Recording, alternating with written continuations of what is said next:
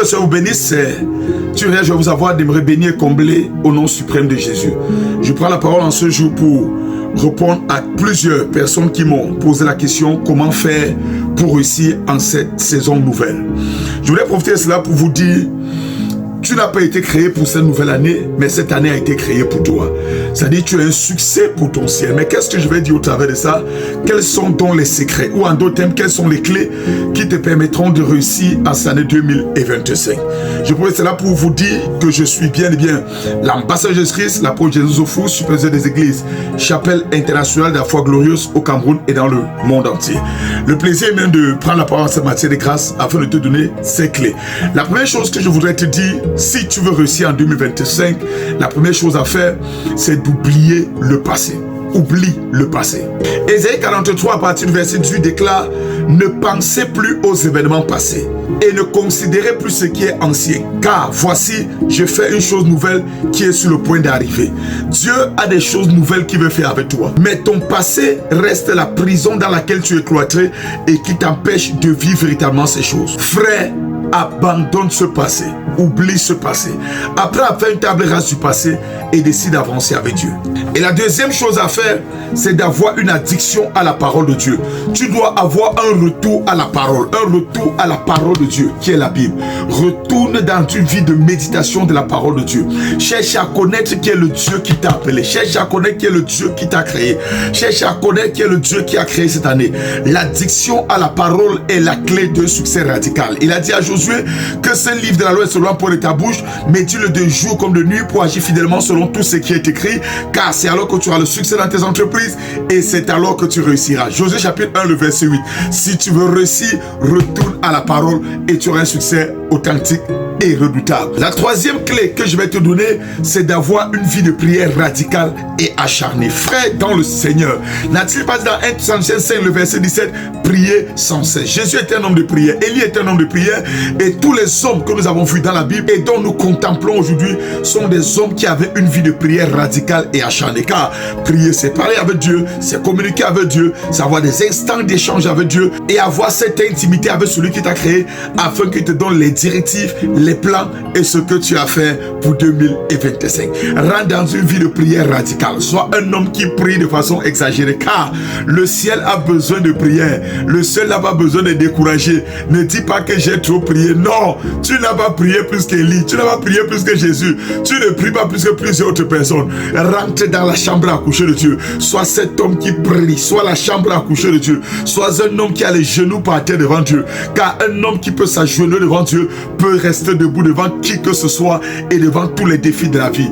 Une vie de prière acharnée et tu auras le succès en toutes choses. Tu ne seras pas conduit par tes émotions. Tu ne seras pas conduit par ta chair. Tu ne seras pas conduit par le diable. Mais le Dieu qui t'a créé, le Dieu qui a créé 2025 te conduira dans le vert pâturage. Que le Seigneur te bénisse pour ce grand retour dans la prière. La troisième clé, si tu veux réussir avec le Seigneur, c'est de retourner dans la tente.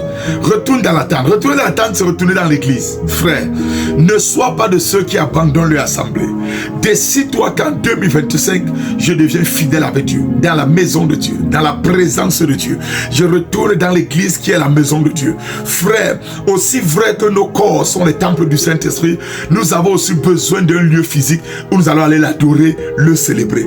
Tu ne peux pas servir Dieu à la maison et tu penses avoir des bénédictions de ceux qui servent Dieu dans le temple. Non, bien qu'on a un temple spirituel qui est notre corps, l'une des vérités scripturaires aussi, c'est que nous avons besoin d'un temple physique pour l'adorer. Jésus lui-même allait au temple. Les apôtres eux-mêmes sont allés dans le temple prier. Et la Bible dit tous les jours, ils allaient au temple prier. Frère, si les hommes de la Bible ont passé leur vie dans la présence de Dieu, dans l'église de Christ, pourquoi veux-tu rester hors de l'église? La Bible dit n'abandonnez pas votre assemblée comme c'est une coutume pour quelques-uns. Soit de ceux qui ne restent pas à la maison, soit de ceux qui appartiennent à une assemblée, soit de ceux qui appartiennent à une église, et tu vivras la glorieuse main de l'Éternel sur ta vie. Va dans une église, va dans l'assemblée, retourne dans la communion fraternelle et la glorieuse gloire de Dieu sera ton partage dans le glorieux nom de Jésus. Ne reste plus à la maison, va à l'église. La sixième clé que je te donnerai pour finir cette première session, c'est que tu as besoin, si tu veux réussir en cette année nouvelle 2025, tu as besoin d'être un ami de Dieu. Deviens l'ami de Dieu. Il y a des personnes dans la Bible que lorsque Dieu a vu, Dieu a dit, il est mon ami. Est-ce que Dieu peut te regarder avec le regard d'un ami? Est-ce que Dieu peut te regarder pas avec le regard seulement de son enfant, mais que tu atteins la dimension, tu deviens son ami? Les amis, ce sont de qui? Le mot ami vient du mot grec Rava. Rava qui veut dire quelqu'un d'intime, quelqu'un qui marche côte à côte avec toi en te tenant dans la main. Un ami, c'est une personne de confiance, une personne à qui on peut tout dire, à qui on peut tout donner, à qui on peut tout investir sans avoir aucun doute. Est-ce que Dieu peut te faire confiance? Est-ce que Dieu peut investir en toi?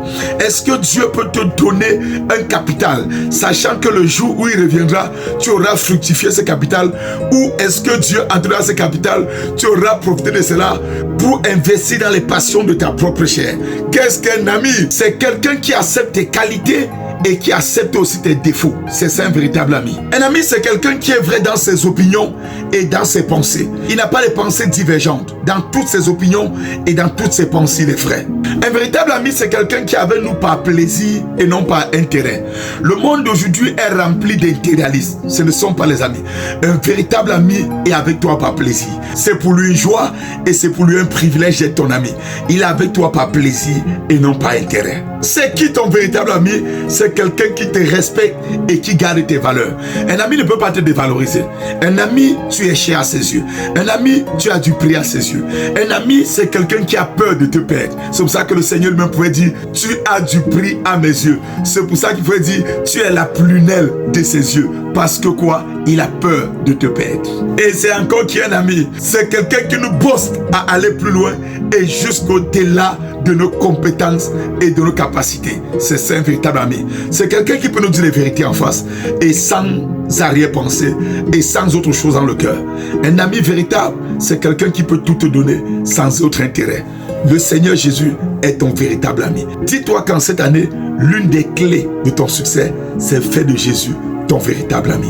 Et tu ne seras pas déçu. La deuxième partie arrive sur quelles sont les clés pour réussir en 2025. Que le Seigneur te bénisse. Je t'aime de tout cœur. Christ t'aime encore plus. Demeure béni. Shalom.